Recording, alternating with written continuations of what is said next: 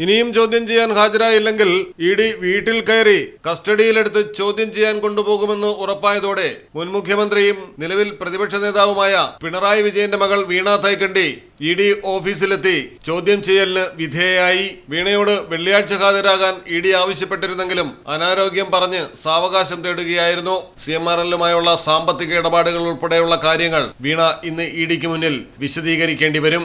CMRL joint managing director Saran S കർത്തയെയും ഡയറക്ടറും empower India ഡയറക്ടറുമായ ജയ കർത്തയെയും കഴിഞ്ഞ ദിവസം ഇഡി ഓഫീസിൽ വിളിച്ചു വരുത്തി ചോദ്യം ചെയ്തിരുന്നു. പിണറായി വിജയന്റെ മകൾ വീണ ടിയുടെ എക്സാലോജിക് എന്ന സ്ഥാപനത്തിന് എന്ത് സേവനത്തിനാണ് പണം നൽകിയത്, ഈ സാമ്പത്തിക ഇടപാടിന്റെ കൂടുതൽ വിവരങ്ങൾ എന്നിവയാണ് ശരണിൽ നിന്ന് ഇഡി തേടിയത്. CMRLന്റെ സഹോദര സ്ഥാപനമായ എംപവർ ഇന്ത്യയിൽ നിന്നാണ് വീണയ്ക്ക് 50 ലക്ഷം ലോണായി നൽകിയത്.